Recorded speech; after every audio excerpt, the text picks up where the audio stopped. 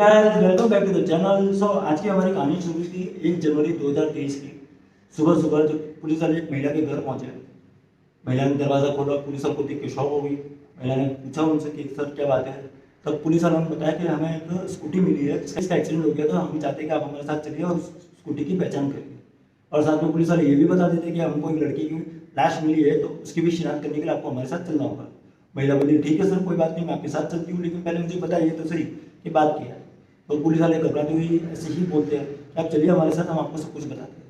So guys, मैं भी सब कुछ बताऊंगा इस कहानी के बारे में, लेकिन उससे पहले मेरा नाम है पंकज। आप देख रहे हैं पंकज पॉडकास्ट का एक नया एपिसोड। 31 दिसंबर 2022 की रात, यकीनन आप में से लगभग सारे ही लोग अपना नया साल मनाने की तैयारी में होंगे। इस उम्मीद में होंगे कि वो रात को पार्टी वगैरह करेंगे, अपने दोस्तों से मिलेंगे, रात को लेट नाइट सोएंगे, अच्छे से सेलिब्रेट करेंगे। हर किसी के यहाँ यही प्लान होते हैं। और दिल्ली जैसा एक मेट्रोपॉलिटन शहर जिसमें 2 करोड़ लोग रहते हैं, उसमें तो आप सोच कर देखिए, एक अलग ही यहाँ पर एनर्जी आपको देखने को मिलेगी। मैं दिल्ली के पास ही रहता हूँ, दिल्ली आता जाता रहता हूँ, और मुझे वहाँ पता है कि कैसा माहौल न्यू ईयर की शाम वहाँ होता है। और इसी दिल्ली के अमन विहार इलाके में अंजलि नाम की एक लड़की, जिसकी उम्र सिर्फ 23 साल की थी, वो भी यहाँ रहा करती थी अपने परिवार के साथ। लेकिन इसके परिवार में इसके पिता की मौत 8 साल पहले ही हो चुकी थी।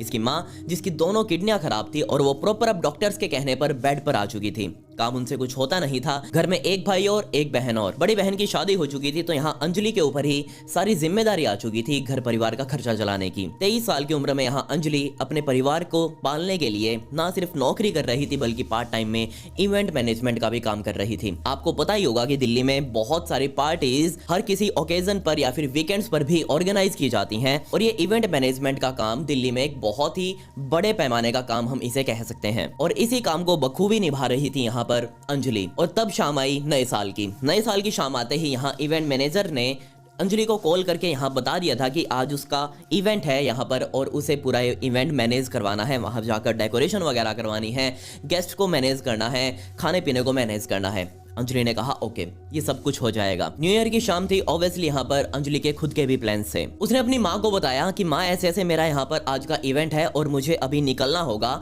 शाम के तकरीबन 7:30 बज चुके थे, और इस टाइम पर अगर उसने अपनी माँ को बताया कि मेरा इवेंट है और मैं जाऊंगी, ऐसे ऐसे न्यू ईयर की पार्टी है और आने में ऑब्वियसली लेट होगा, क्योंकि 12 बजे तक तो लोग वैसे ही सेलिब्रेट करेंगे, और उसके बाद भी यहाँ 1-2 घंटे लग ही जाते हैं सबको पार्टी खत्म करने में। उसकी माँ ने कहा ठीक है, तुम्हारा काम है, तुम करो, कोई बात नहीं। लेकिन यहाँ अंजलि ने अपनी माँ को ये नहीं बताया कि उसकी पार्टी आखिर है कहां पर। असल में यहाँ अंजलि की पार्टी होने वाली थी रोहिणी में मौजूद एक होटल के अंदर, और उस होटल के अंदर सारा जो ये पार्टी को मैनेज करने वाली थी अंजलि खुद। अंजलि घर से शाम को बाहर निकले, उसने अपनी स्कूटी स्टार्ट करी। स्कूटी से वो सीधा अपनी एक दोस्त के घर गई जिसका नाम निधि था, और उस दोस्त को उसने अपने साथ बैठाया। रात होते होते यहाँ पर अंजलि उस होटल में पहुंच चुकी थी। उस होटल के बाहर लगे सीसीटीवी कैमराज में यहाँ अंजलि और उसकी दोस्त दोनों स्कूटी पर आती हुई दिखाई दी। स्कूटी पर आने के बाद दोनों अंदर गई, लेकिन अंदर इस होटल में पता नहीं क्या हुआ कि दोनों के बीच थोड़ी नोक झोंक हो गई।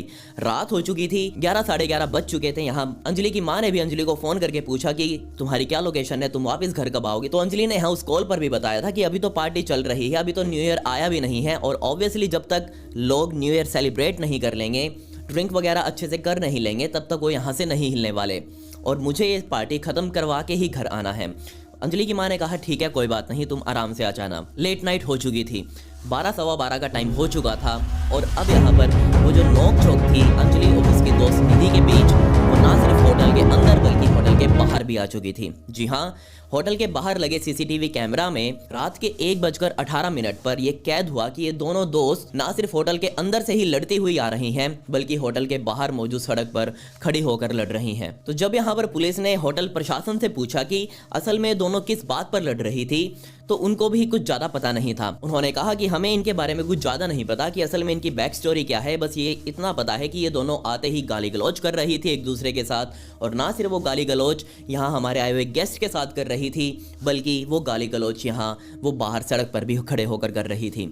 यहाँ जैसी ही लड़कियां दोनों स्कूटी लेकर इस होटल में शाम को पहुंची थी, रात को पहुंची थी, उसी टाइम पर यहाँ 5-6 लड़के भी इनके साथ आए थे, और वो लड़के भी इसी होटल में गेस्ट थे उस पार्टी में। इन लड़कों से बाहर खड़े होकर इन दोनों लड़कियों ने बातें भी करी हैं। अब वो क्या बातें करी हैं ये या तो वो 5 लड़के जानते हैं या फिर ये दोनों लड़कियां। होटल स्टाफ वालों ने अपने हाथ बिल्कुल खड़े कर दिए कि हमें इसके बारे में कुछ नहीं पता। इधर दूसरी तरफ अंजलि के घर पर मौजूद उसकी माँ को बहुत ज्यादा टेंशन हो रही थी, क्योंकि आधी रात से भी ऊपर का समय हो चुका था और अंजलि की अभी तक कोई खोज खबर नहीं थी। उसकी माँ ने यहाँ अंजलि को कॉल करने की कोशिश करी, लेकिन यहाँ अंजलि का फोन अब बंद जा रहा था। न्यू ईयर की विश भी यहाँ अंजलि की माँ से करना चाह रही थी, लेकिन अंजलि का फोन ही नहीं लग रहा था, वो लगातार बंद जा रहा था।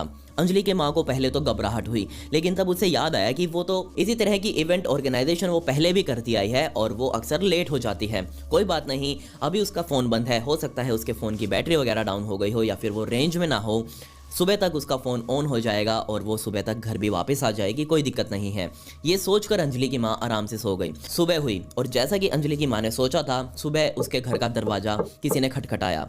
अंजलि की माँ को लगा कि शायद अंजलि ही आ गई होगी और वो तुरंत जाकर दरवाज़ा खोलने के लिए गई, लेकिन जैसे उसने दरवाज़ा खोला सामने पुलिस वाले खड़े थे। पुलिस वालों ने एक स्कूटी का नंबर यहाँ अंजलि की माँ को बताया और पूछा कि ये स्कूटी किसकी है। अंजलि की माँ ने कहा कि ये तो स्कूटी मेरी बेटी यानी कि अंजलि की ही है, क्या हुआ है। अंजलि की माँ बहुत ज़्यादा घबरा चुकी थी। दूसरी तरफ पुलिस वालों ने कहा कि हमें स्कूटी मिली है जिसका एक्सीडेंट हो गया है और आपको हमारे साथ चलना होगा। अंजलि की माँ को यहाँ लग रहा था कि कोई छोटी मोटी चोट उसकी बेटी को लगी होगी और वो ठीक होगी, कोई दिक्कत नहीं है। लेकिन ये पुलिस वाले अंजलि की माँ को किसी हॉस्पिटल के वार्ड में लेकर जाने की बजाय एसजीएम हॉस्पिटल, जो कि ऑब्वियसली एक सरकारी हॉस्पिटल है, उस हॉस्पिटल के शव गृह में लेकर चले गए। अंदर शव गृह में ले जाकर अंजलि की माँ और उसके भाई वगैरह को एक लाश दिखाई गई और वो लाश को देखते ही अंजलि की माँ बहुत जोर से चीखने लग गई, रोने लग गई। ऑब्वियसली उनका रोना निकलना जायज भी था। क्योंकि यहाँ सामने जो स्ट्रेचर पर लाश पड़ी थी वो किसी और की नहीं बल्कि अंजलि की ही थी। ये लाश देखकर उनको कुछ समझ ही नहीं आ रहा था कि असल में उनकी बेटी के साथ क्या हुआ है। वो रो रहे थे, चिल्ला रहे थे, पूछ रहे थे कि आखिर ये किसने किया, लेकिन पुलिस वाले भी कुछ बोलने को तैयार नहीं थे। उनके दिमाग में भी अब कुछ और ही चल रहा था। उनके सामने तो एक केस लगभग सोल्व होता हुआ दिखाई दे रहा था उनको। क्योंकि यहाँ पर लड़की मिल चुकी थी, लड़की की पहचान हो चुकी थी, लड़की की स्कूटी मिल चुकी थी जो कि ऑब्वियसली एक्सीडेंटल थी और उनको यहाँ पर पता लग गया था कि ये एक जस्ट एक एक्सीडेंट का केस है, ओपन और शट केस है। यहाँ लड़की का एक्सीडेंट हुआ, उसकी उस एक्सीडेंट में मौत हो गई, इस केस में कुछ कार्रवाई करने जैसा है ही नहीं। ये केस यहीं पर रुक जाता, यहीं पर बंद हो जाता अगर सिर्फ एक आदमी, दिल्ली में रहने वाला एक आदमी इस केस को ना देखता तो अपनी आंखों से। प्लीज़ इस वीडियो को लाइक कर देना, शेयर कर देना, कमेंट कर देना और इस चैनल को सब्सक्राइब जरूर कर देना।